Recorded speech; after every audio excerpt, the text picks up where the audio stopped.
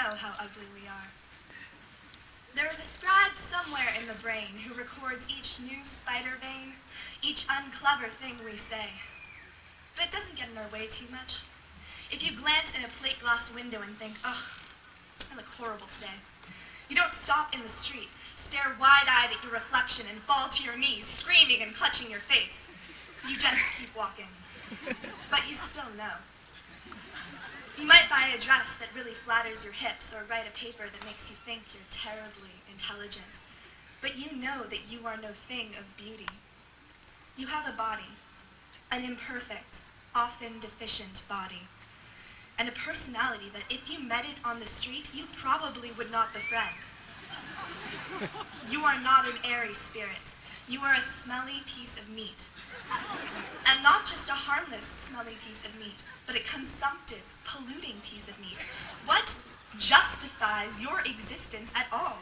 You damage far more than you enrich, and you are not pretty to look at. You are far, far from grace. You are miserable and damned. So, we are all wretched. We are saved, however, by our dissatisfaction. We are not pigs, content to wallow in our own muck, and through the dim, shadowed lenses we call eyes, we notice that there is some glory for the taking. Haven't we admired the dancing of Savion Glover as we sprawled on a couch made out of animal skins and stuffed our faces with Pringles? Haven't we mouthed the words to Stairway to Heaven as we drove down crowded freeways in greasy cars, trailing clouds of noxious gases?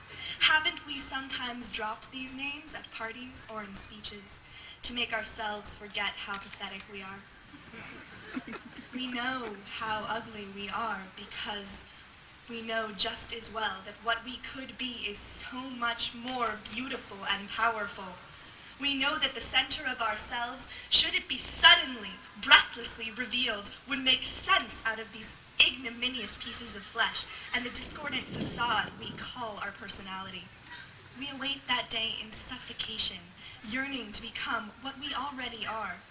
What crisis, what calamity is necessary to bring us to that fated moment? The story of Jesus runs this way. Jesus was a man of flesh and blood. He was killed and descended to hell. He was resurrected and became the Messiah, Lord, a king who had walked with the dead. We also know the story of Persephone. Persephone was kidnapped by loveless Hades and taken down to the land of death, where she dwelt 6 months. When she returned, the first spring burst forth upon the earth, and the people cried, "She is risen." I have this quarrel with the nameless authors of these parables. Jesus and Persephone were the children of gods. They were already perfect. They didn't expect the dead to refine or transform them. When they arose from the underworld, the only difference, I think, was that people would finally listen to them. Jesus had already been spreading love for 30 years before he became the Messiah. He had to die before anyone would believe the transformative things he preached. And it is written that when Persephone walked, flowers sprang up under her feet. Yet she had to lie 6 months in the earth to prove that the spring was real. You are not Jesus or Persephone. You were not immaculately conceived. You didn't rise out of the sea foam or leap fully formed from Zeus's head. Your birth was messy and exhausting. You have hair on your back, your legs, your stomach. Your work doesn't bring the satisfaction you expect it to. You have a belly button. You say really stupid things sometimes, or all of the time. You eat and sleep, and one day you'll die. So it seems that for the transformation we are all seeking, the stories of Jesus and Persephone are not good examples. We must look elsewhere for inspiration. In the Middle East of the 13th century, the alchemists searched feverishly for a substance called the philosopher's stone, which could turn any other substance into gold. But the most important thing about the philosopher's stone is that, according to the alchemists, it did not have the power to change the intrinsic structure of an element, but only to reveal that element's true nature.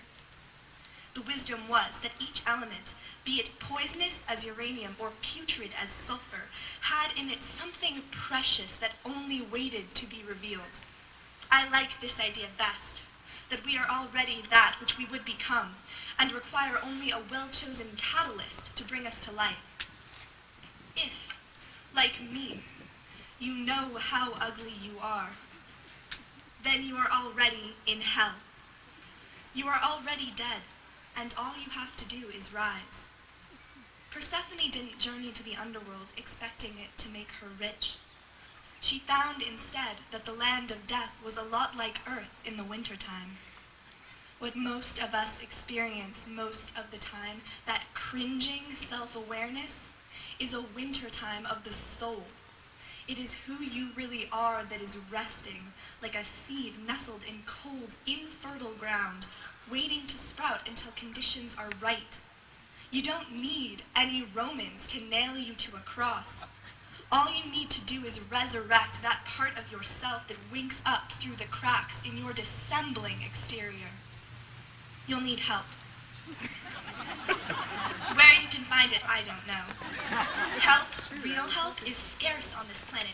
Use your legs and your mind. Use the internet, the highway, the river. Go away. Go to college. Go to work. Make money. Bide your time. Always keep a weather eye out. Keep files on people, animals, trash cans, anything you want. Look everywhere. Look in libraries and deserts and factories. It matters little where you look. But don't stop looking until you find it.